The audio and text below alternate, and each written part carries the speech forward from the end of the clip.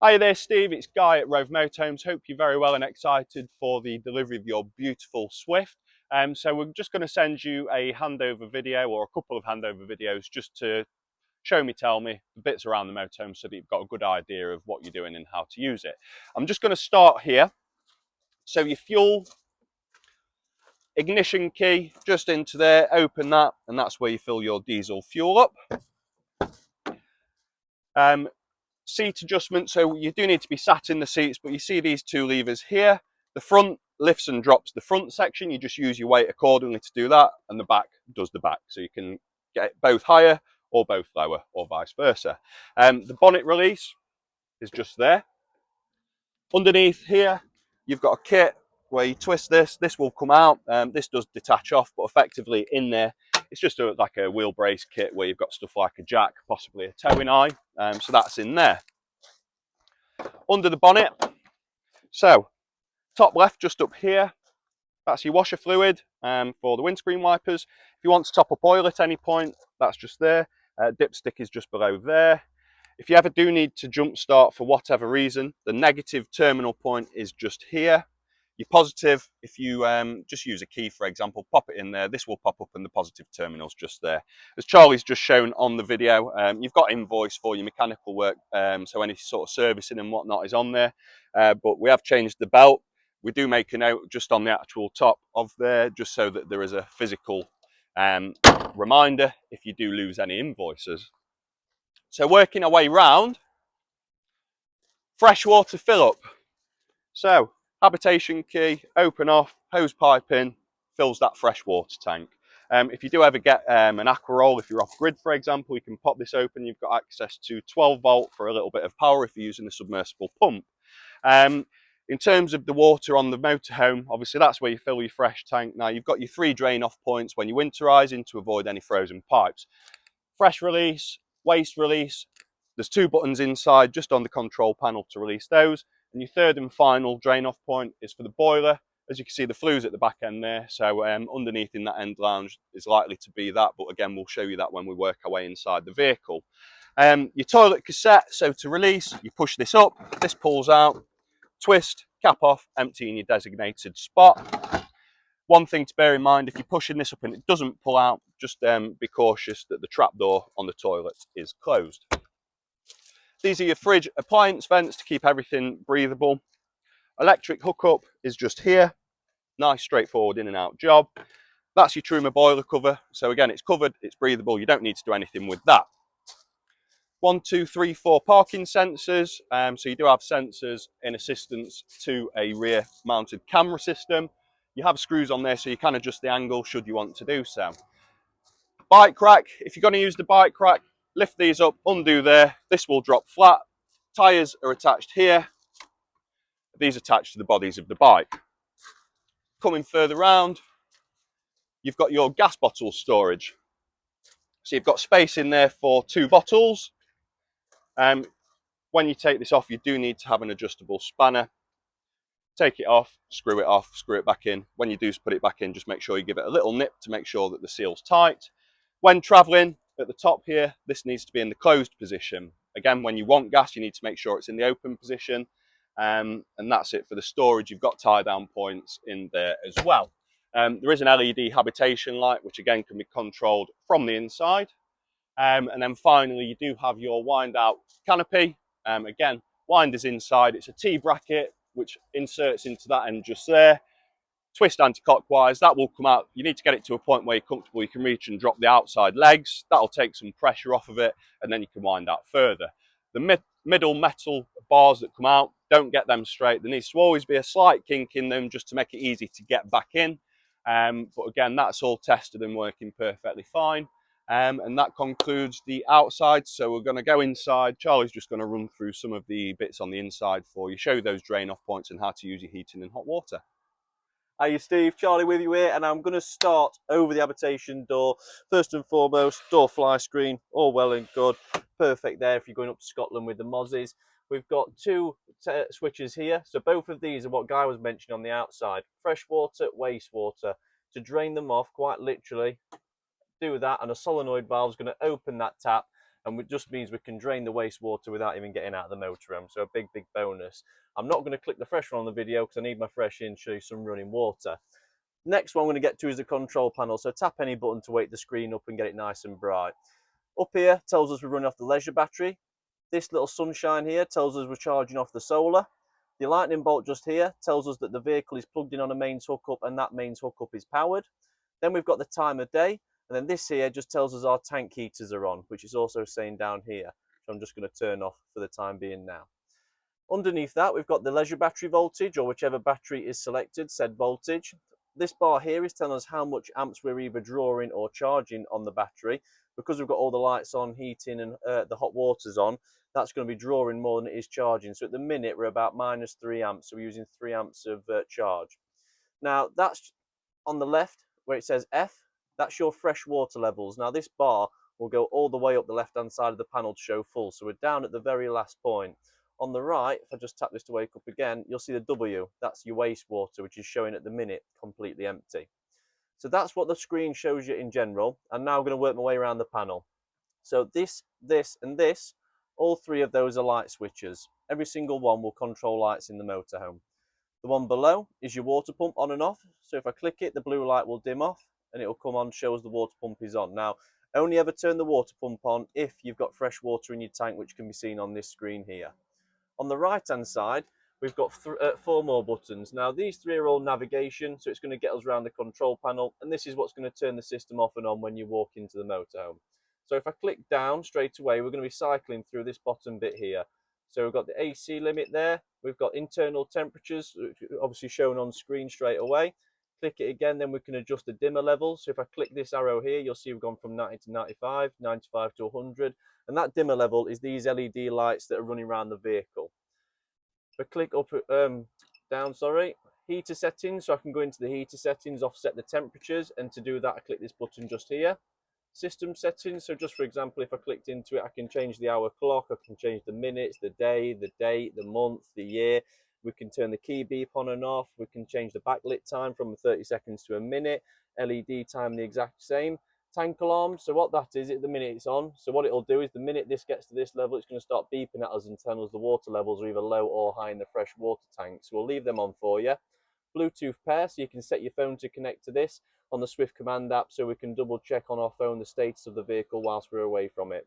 And then you can go through your Bluetooth and delete old history and phones. And then you're out into the exit settings. Once we've clicked that, it's going to take us back to the main screen, which is saying leisure battery fair and showing us the charge.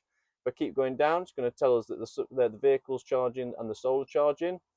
That's going to tell us how much it's solar to the vehicle, and it'll tell us solar to the battery of the leisure as well as we click through it.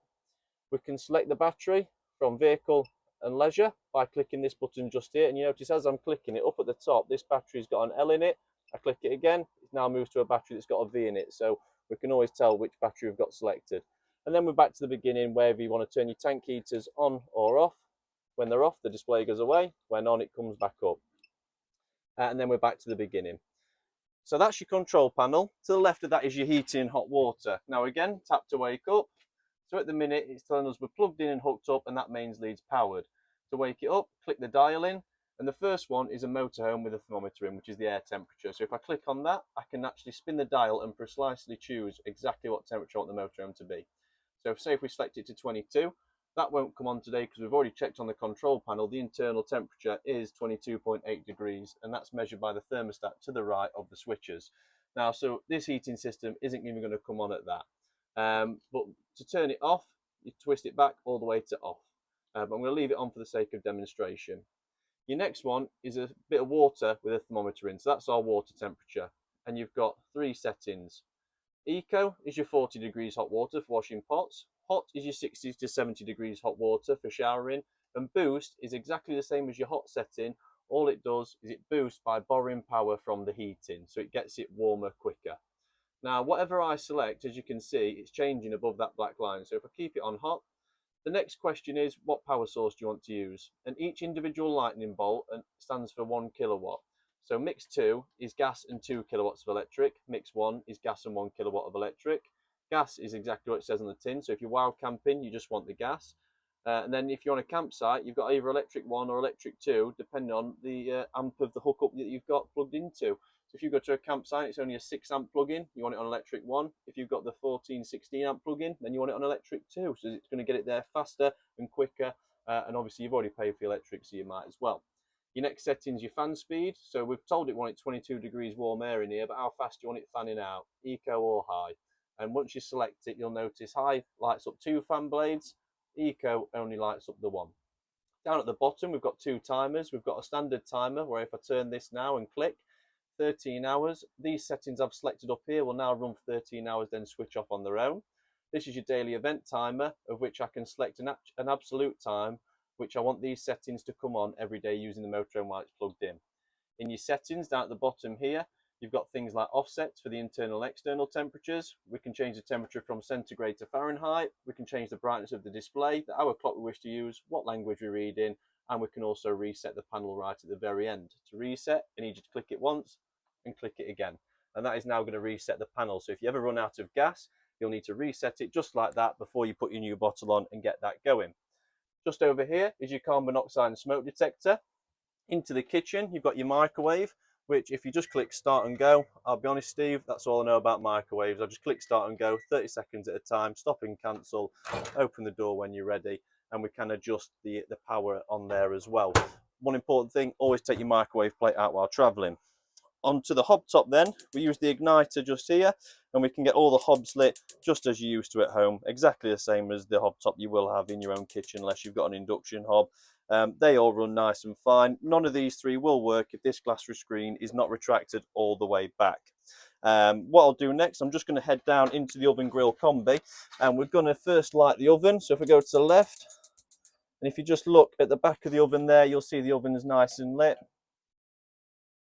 A little bit dark. I'm just looking at phone screen now, it looks a little bit dark, but if we go to the right hand side, that's where you're going to get the grill lit, which I can see now, obviously in the reflection of the glass.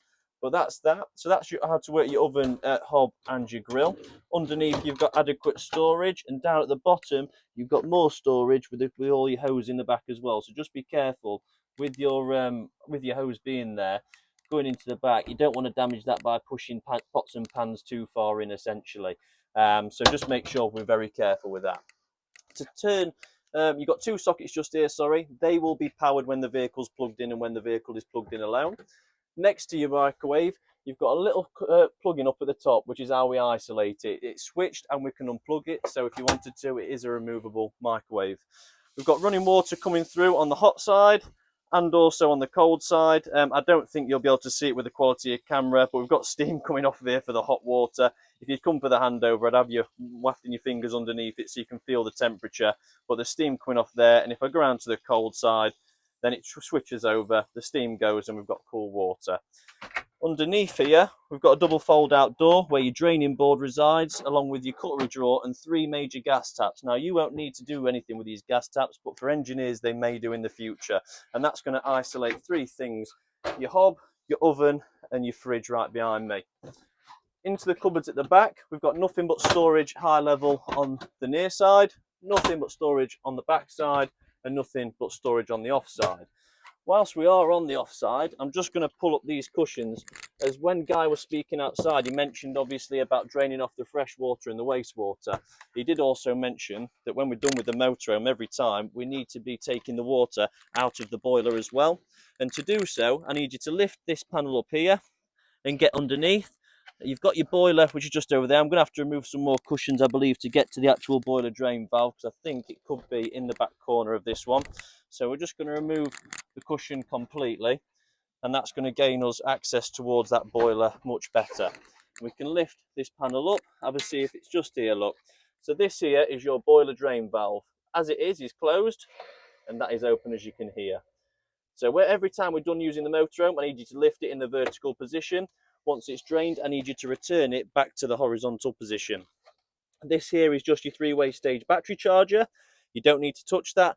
That just works in the background. Let it do what it does. And I'm just going to lift this up because under your next one is your fuse board.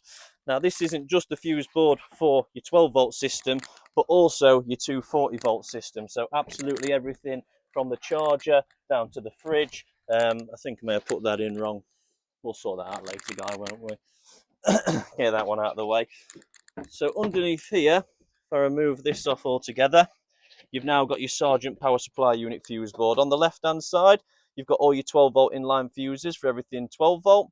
And on your right, you've got all your mains power fuses, RCD, 3 MCBs. And up here, you'll see it's all labelled. So this here is all the labelled fuses on the left. And this here is all the labelled fuses for on the right. So it's all there. So to put that back together, you rest the solid board over the top. So the structure's good for over the top of the fuse board. And then we place the cushions in accordingly. Yeah, so we've just obviously had to pause it to get the cushions back in. Not so easy job. In here, you've got the carpets and you've got the pop-up table. Now, the pop-up table has one leg, and that is because there is only one table. We can either put the table in the back, so by getting the leg out and placing it in the centre of the table, we can take the floor bung out, the black bit, and push it in there. Or you will see that we can also use it in the lounge at the front. Now, the reason that Swift have put one table in is quite literally because if you put two of these tables in, you'd have no wardrobe left. So we did ring Swift to make sure it was just a one table system, and it is. So your pole, if you look, is just on the right hand side, strapped in nicely so it doesn't vibrate and give you a headache. Table on the left. You'll notice the table has this leg on it, and that's for when you want to make up an additional bed in that front lounge. So obviously we know it's got the drop down bed, but we can chuck the table in across this gap just here that Guy stood in. You can see you've got the ledges there. So the table will go on the ledge on one side and it's got a ledge on the other. And then we can use this cushion just here, transferred from here into this gap to make up that bed in the front as well. We may need to use this cushion too, using them lengthways. But this will make up into a pop-up bed, and then you've got the double above you that we're going to get to after we speak about the fridge. So the fridge is a 3-way Dometic fridge. All these up here are your power supply options. This is your temperature option, and that's your fault light. So to hold this to turn it on and off, so that's off. This is the fridge when it comes on. Automatic will always choose the hookup first. If I unplug now, the automatic mode will then make the gas light. If I turn the gas bottles off and started the engine, it automatically flick to battery. On manual mode, we basically click off, and now the A is not lit, we're on manual. So this is hook up to change to gas. Click the gas, and it will light itself in the background, and you will be able to hear this if you're stood on a quiet place, not near the main road. And battery is just there. Now the reason this is flashing at me is two things. One, I've made it do that so I can show you the fault light, and two, because the engine is not started. That vehicle battery is currently sending this no power. Automatic mode, again, it'll always choose the hookup first. To change the temperature, cycle through this, 5 being the coldest and 1 being the warmest. Now, just a quick rundown on how to operate it. If you was going away at 12 midday, get the motorhome on your driveway, get it on hookup or gas. At least an hour later, the hookup and gas will cool this fridge down, to which point then you can put it onto the battery and turn your engine on. If you don't spend an hour cooling the fridge down first, it's just basically the battery's not going to cool it. It's going to maintain the temperature. So if you haven't spent that hour getting it cool, you're going to put it on battery and drive somewhere. It's going to be exactly the same temperature when you get there. And if you spend an hour cooling it, it's going to be nice and cold. But if you just go in and start it and go, it's going to be as warm as the motorhome was when you got in it. So make sure you spend an hour cooling the fridge down before you travel anywhere. Above the fridge, we've got a storage cupboard with your solar controller in there. That is a dual-powered controller, which is not only going to charge the vehicle battery, but also the leisure battery simultaneously. It's preloaded, 70% power to the leisure, 30% to the vehicle. So we don't need to touch that. The two green lights are indicating that those batteries are nice and charged. Next to that on the right-hand side is your signal splitter, aerial splitter, which you will have in the loft of your own home. Essentially, a cable goes from your TV aerial to that splitter, and from that splitter booster, it will then go to a TV point located in the vehicle, which will be somewhere around. It just makes it more accessible, and it also means, as you can see, we've got a spare way, so we can turn one signal cable into 2 signal outlets, just like you have in your own house. You might have one in the front room, one in the back, and this gives you the option to do that in this motorhome as well. We'll move on to the bathroom next. Right, Steve, so in the bathroom, we've got running water coming through, hot and cold, really nice pressure there. Exactly the same with the shower as well. Just going to pull a bit more through on there before I drench myself. We've got water coming through there on both sides, but pressure's building up as we speak. There we go, it's getting better. Pump's kicked in now, look. Pressure coming through from the Halo shower head. When we're travelling, make sure this is secured and make sure we flick as much water out before we travel as well.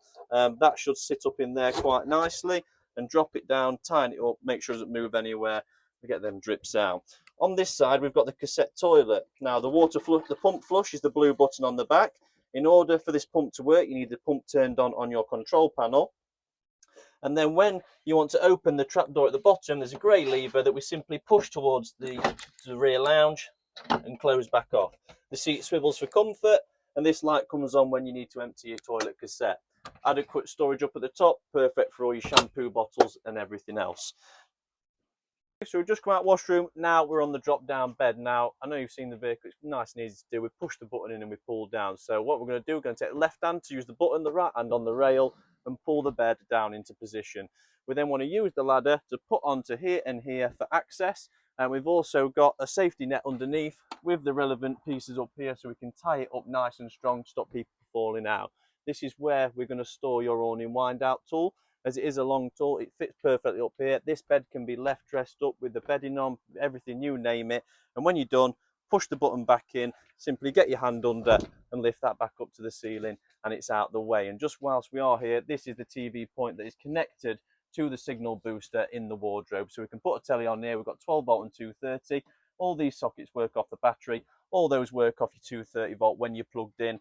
And that's about it for the bed area in the front and the television wise.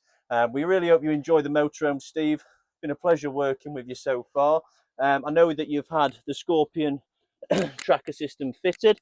So in the front, you've got a little here to start you a quick guide on how to use said tracker.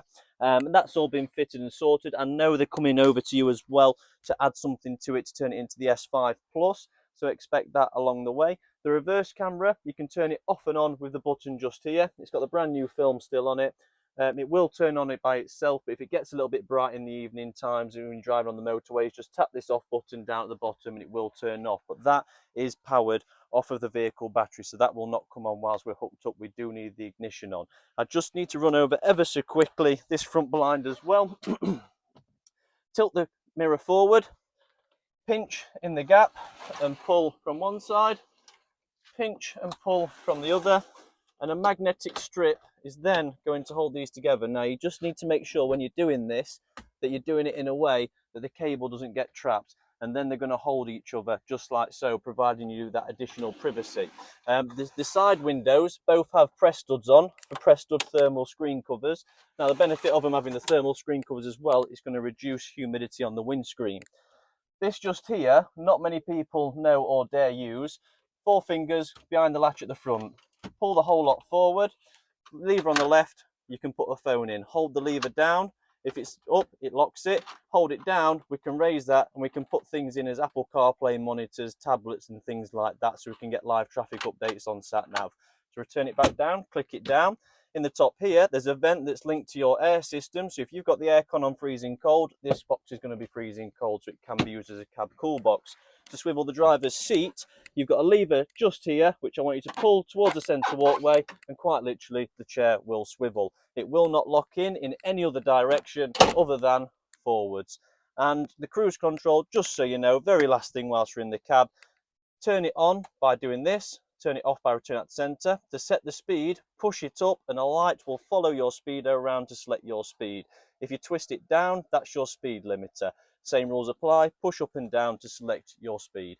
But again, Steve, enjoy the motorhome. It's been an absolute pleasure. I hope you find the handover video informative and it's going to teach you a little bit about the motorhome and remind you how to use it. If you need anything at all, mate, just give us a ring. But thank you very much. Hey Steve, just nice and right in your beautiful motorhome, mate. Forgot that we'd quickly mention for the paperwork side of things. Let me just get mic'd up, put it in the outtakes. But you've got your book pack just here, mate, of which you've got the Fiat Ducato manuals with some stuff like your service book, stuff to do with the Fiat chassis, and you've got a load of manuals in there as well for the Truma heating system, some appliances and whatnot. And invoices for servicing, habitation checks and whatnot. You've got your paperwork from us. You've got your green slip, which you keep as your temporary proof of ownership. We'll fill in and do online the full V5 to the name you want it in and the address that you want it sending to. So in 7 to 10 days, you should get the full V5 from the DVLA. You've got a thank you letter from us and our directors. We appreciate your custom and hope you enjoy your motorhome. If you ever need us, let us know. Hints and tips for maintenance, pre-travel checklists and what to do during trips. it's always worth a quick look over, just as any reminders for you. You've got a mechanical invoice there that just shows you've got your full service cam belt and auxiliary belt replacement. MOT test certificate, which again, it's on the government website, but we've printed that out for you. You've got your habitation check as well. Extended warrant, well, sorry, the guarantee that comes with the vehicle. So if you ever need to use this, contact number, which is just here. Leah is our after sales manager. If you call that number, you can speak to her directly, who can help diagnose stuff over the phone. If you've got issues, that is, and if it can't be diagnosed over the phone, she can put a plan of action in straight away. You are welcome to contact us direct on site. Just if we are busy doing handovers, dealing with other customers, we might not be there on hand to deal with it straight away. So it's always worth saving that number should you need it. You've got this, recommend a friend. So any friends or people you know that might be coming to buy a motorhome from us, just give them this code. They'll get £250 discount and you'll get £250 cash. And if you have been happy with us and you're able to leave us a 5-star Google review, that would be great. We'd really appreciate that. It really helps us out as a family-run business. We can scan this, it'll take you there. But if you basically go on Google, you can see where the stars are and you can press write a review. So that's all your paperwork from us. Just here, we do have this. So we just need a signature and a date from you on the warranty, just to say that we've given you your sheet, spoke about the contact number and what to do in case you need to use us. Here, we do offer extended warranties, 1, 2 or 3 years through MB&G. It allows you to go to anywhere in the UK and Europe, and you can do it over a much longer term than ours. Give it some thought. You've got 14 days after collection of the vehicle, but I do need an initial signature just there, basically to be returned with the driver, and the rest of this paperwork to say that we've run through the extended warranties. Your last one, you've got a leisure battery disclaimer, so they're all checked and tested. If they're not right, then we are naturally going to replace them as part of the prep, but if they're fine, holding charge and working as they should, we do leave them in. We do have a disclaimer. If you want, for £120 plus VAT, we can fit a brand new one that would effectively come with a 3-year manufacturer's warranty. So you've got the option to stick with one that's been checked and is fine, or if you want that extra protection, it can be updated. But if you're sticking with, you just decline the new one. So they're just the 3 bits of paperwork that we require to be signed and sent back with the driver, please. And finally, you'll have the main set of keys handed to you, the vehicle key and any habitation keys. Your spare keys are just in this zip bit, just here, like so, with a nice bottle opener keyring. So great if you get the beers out, crack it open with that, mate. But yeah, thanks for choosing Rove. Pleasure dealing with you. Enjoy the van, and if you ever need anything, just give us a call.